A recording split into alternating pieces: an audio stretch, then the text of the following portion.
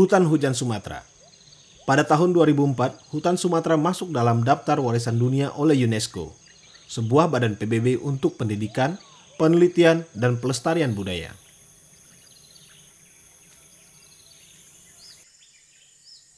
Hutan Sumatera adalah rumah bagi keanekaragaman hayati unik dan kaya. Tidak kurang dari 10.000 jenis tumbuhan, 200 mamalia, dan 580 burung dapat ditemukan di sini.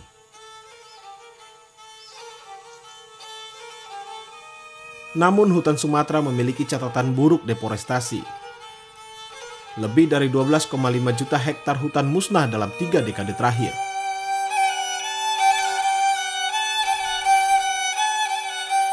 Sumatera juga memiliki hutan gambut yang luas.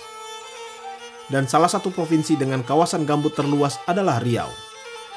Hutan gambut memiliki peranan penting bagi penyelamatan iklim dunia, karena menyimpan karbon dalam jumlah yang besar. Hutan gambut juga punya peranan penting lain bagi ekologi dan ekonomi lokal, seperti menjaga keanekaragaman hayati, sumber pangan, dan pendapatan yang berkelanjutan bagi masyarakat.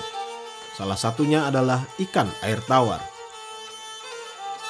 Di Semenanjung Kampar, Provinsi Riau, telah ratusan tahun masyarakat di sini hidup bersama ekosistem rawa gambut.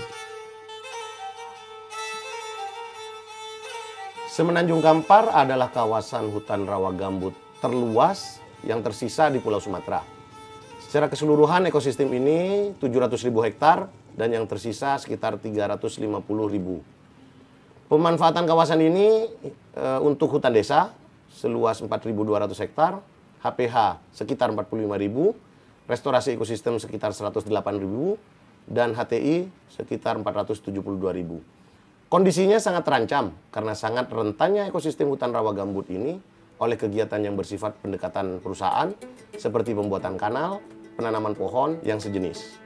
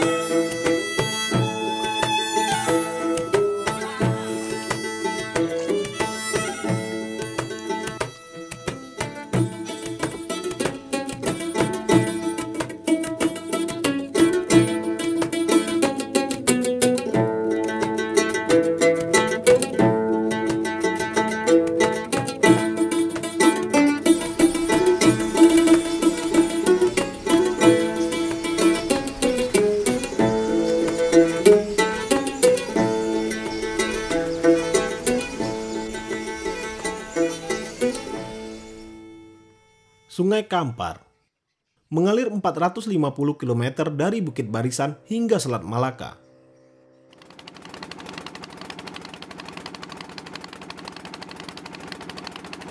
Salah satu fenomena hidrodinamika unik di sungai ini adalah gelombang Bono, pergerakan massa air dengan gelombang pasang menjalar menuju hulu ketika bertemu arus sungai. Puncak kekuatan Bono terjadi 2 kali dalam sebulan, di saat bulan akan purnama dan bulan akan mati. Akibat daya gravitasi bulan, gelombang besar Bono bergemuruh bergerak masuk dari muara hingga 70 km melawan arus Sungai Kampar.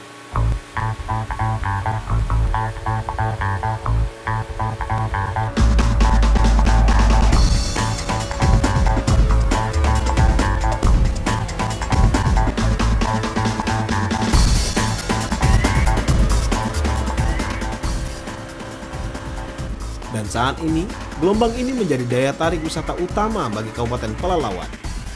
Banyak peselancar internasional yang datang untuk mencoba fenomena ini. Pariwisata menggeliat di Kecamatan Teluk Meranti.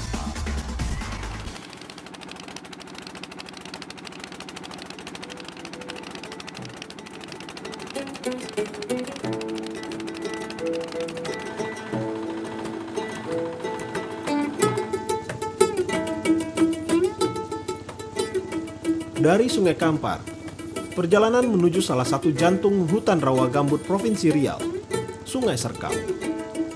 Anak Sungai Kampar ini memberi suasana yang berbeda, sunyi dan hijau dengan dinding berbagai macam vegetasi gambut. Sesekali kita bertemu dengan para nelayan yang datang dari dua desa, Teluk Meranti dan Pulau Muda.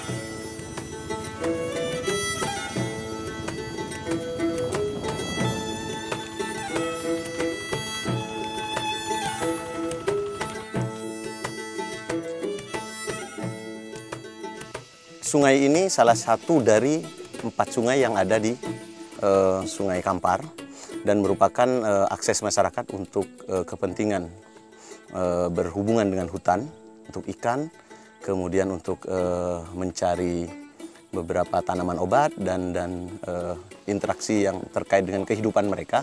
Dan salah satu yang muncul potensi adalah potensi ikan, di mana pada sungai ini setiap bulan tidak kurang dari 1 ton ikan salai dan 1 ton ikan segar keluar dan tersebar ke Pekanbaru sampai ke Sumatera Barat.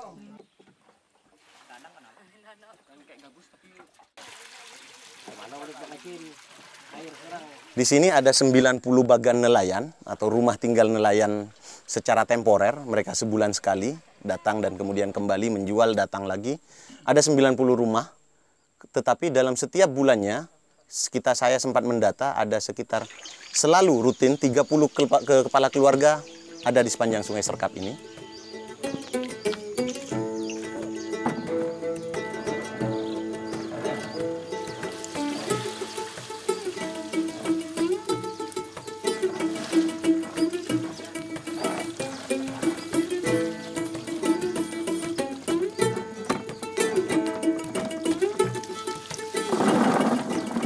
Penghasilan di sini cuma ikan baung, ada selais, ada baung, ada kelabau, ada tapah gitu. Nah, ada ikan, kalau banyak namanya itu, kalau orang kota ya ada bilang ikan pelompong itu, kalau sini kami ikan bujuk namanya. Itulah seterusnya kita selama berapa tahun lah, sudah puluhan tahun. Sejak dari tahun 80 sampai sekarang. Terus jadi nafkah anak.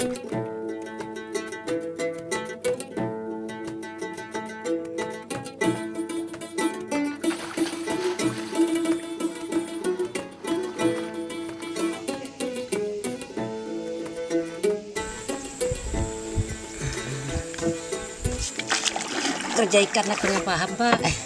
Di lain nggak bisa. Kerja hari itu kita nggak bisa, panas. Di bagian hulu Sungai Serkap terdapat danau atau tasik seluas 523 hektar. Sebuah kubah rawa gambut yang tersembunyi dan dipagari rapat oleh pepohonan hutan gambut.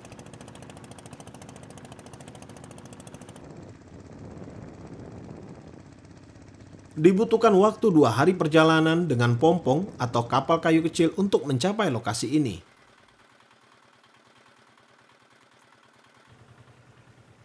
Jarangnya nelayan masuk ke lokasi ini membuat jalur ke danau semakin sempit dan rapat oleh berbagai tumbuhan air.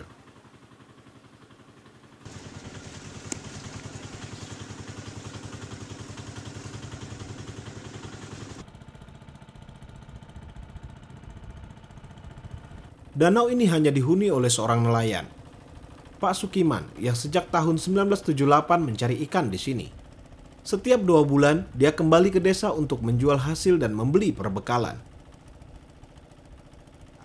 Kalau musim dulu, Pak ya, sampai tak terangkat 1 orang tapah itu besar-besarnya. Kalau sekarang ini sudah susah. Sampai tak terangkat berapa puluhan kilo lah itu. Waktu itu tenaga kita masih utuh kan, masih muda lagi. 1 ekor ikan pun tak terangkat 1 orang. Dipotong 2 baru terangkat.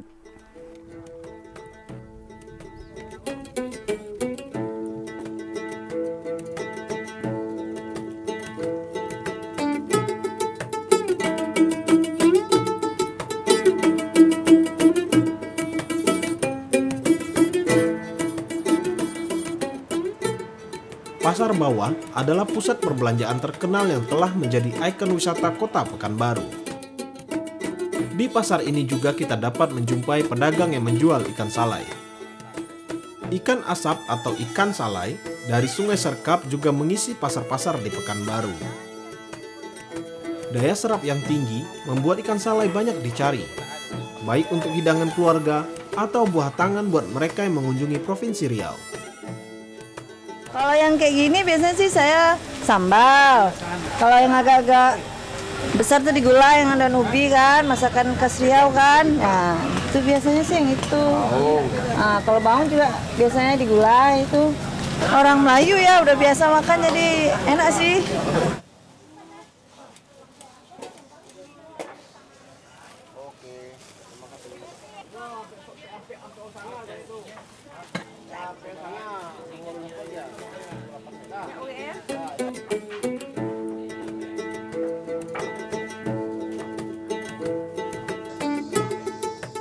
Agar ikan salai dari Sungai Serkap ini semakin dikenal oleh publik, saat ini kelompok nelayan di Teluk Meranti mulai melakukan pengemasan produk-produk mereka.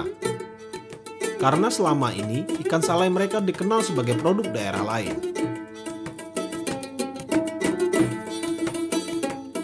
Untuk mendapatkan ikan asap yang bermutu tinggi, maka harus digunakan jenis kayu keras, seperti kayu malas, komodan, rambutan, atau sabut dan tempurung kelapa. Sebab kayu-kayu yang lunak, busuk, dan berjamur akan menghasilkan asap yang mengandung senyawa-senyawa kimia yang dapat menyebabkan aroma dan bau yang tidak diinginkan. Kulit ikan yang sudah diasapi biasanya akan mengkilap. Hal ini terjadi karena senyawa fenol dan formaldehida membentuk lapisan damar sehingga produk menjadi mengkilap dan menghasilkan aroma yang khas.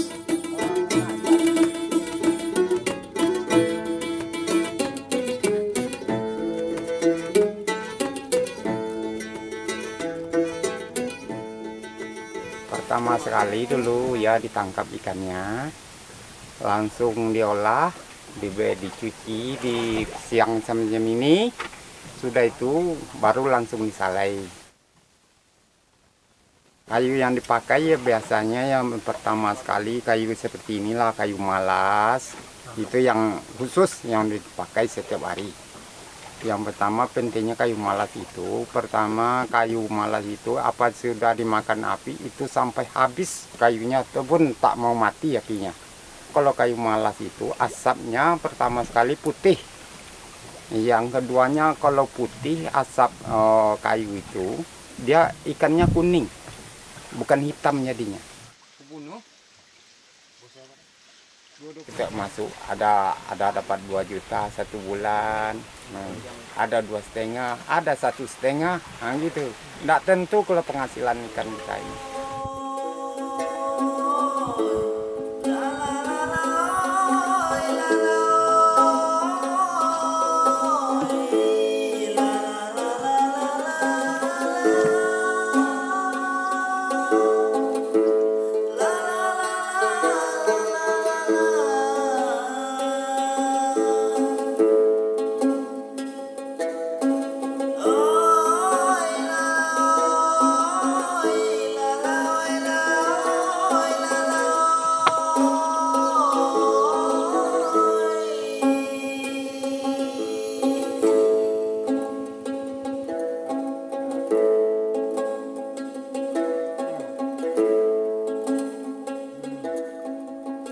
Ekosistem rawa gambut mampu beradaptasi terhadap berbagai kondisi yang ekstrim, seperti turun naiknya permukaan air akibat perubahan musim, air yang asam, dan rendahnya nutrisi tanah. Kondisi ini membuat beberapa biota yang hidup di sini tidak dapat ditemukan di tempat lain.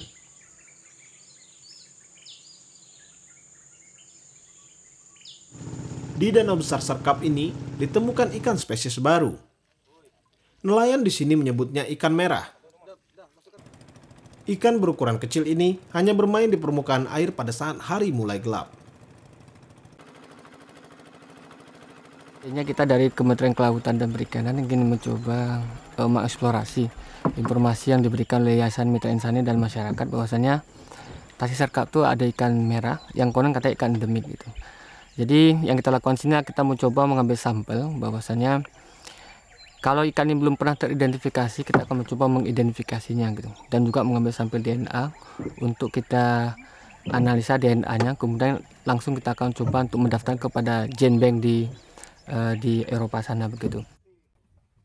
Ini adalah ikan pelagis, di mana dia akan menempati di bagian permukaan perairan. Jadi melihat dari tingkah lakunya, ikan ini dari hasil survei yang kita lakukan hanya keluar pada sore hari. Kemungkinan sore hari mereka ke tepi itu kemungkinan mencari makan, apakah lumut, apakah zooplankton, karena mereka biasa zooplankton itu pada sore hari mereka keluar karena dia itu ada fototrofi negatif, sehingga pada ketika siang hari zooplankton tidak ada dan ikan-ikan ini justru mencari tempat yang lebih dalam, tempat atau perairan yang lebih dingin. Jadi kalau kita melihat itu tingkah lakunya begitu.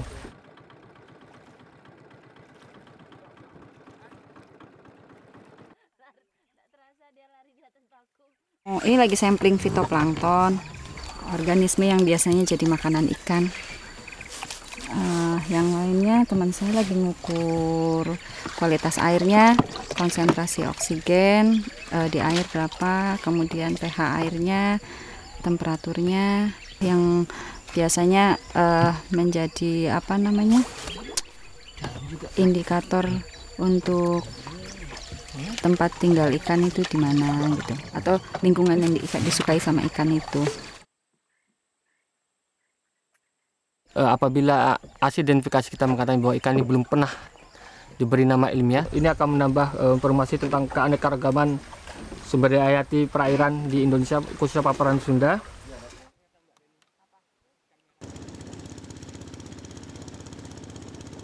Ada spesies baru, namun ada juga spesies ikan yang sudah tidak pernah ditemukan lagi oleh masyarakat. Ikan kayangan atau red-tailed golden arowana. Tingginya permintaan pasar pada era 80-an membuat ikan ini diburu secara massal.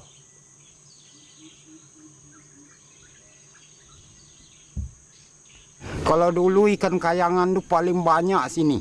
Paling banyak, ya betul banyak. Semuanya orang kampung tuh datang mencari ke sini ikan kayangan tuh, mencari anaknya tuh. Soalnya anaknya tuh lebih berharga daripada ikan-ikan yang lain, kan gitu. Ikan hias lah. Jadi sampai sekarang pun sudah habis, tak ada lagi. Satu ekor pun tak ada dapat lagi. Lihat tak ada lagi. Lihat pun tak ada. Jangan dapat lagi lihat nengok aja pun tak dapat lagi.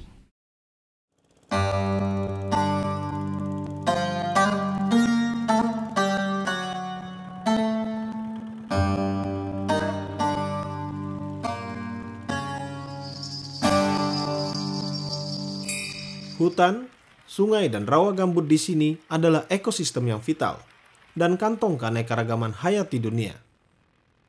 Selain itu, sektor perikanannya jika mampu dikelola secara lestari akan mampu memberi kehidupan yang berkesinambungan bagi masyarakat.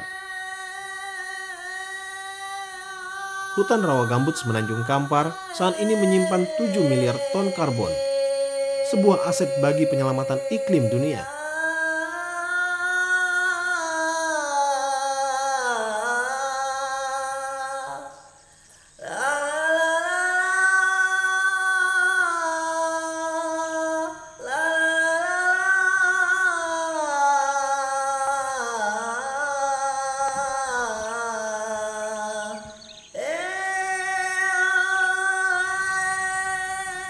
Hutan Sumatera tersisa 12,8 juta hektar pada tahun 2009 atau hanya 29% dari luas daratannya.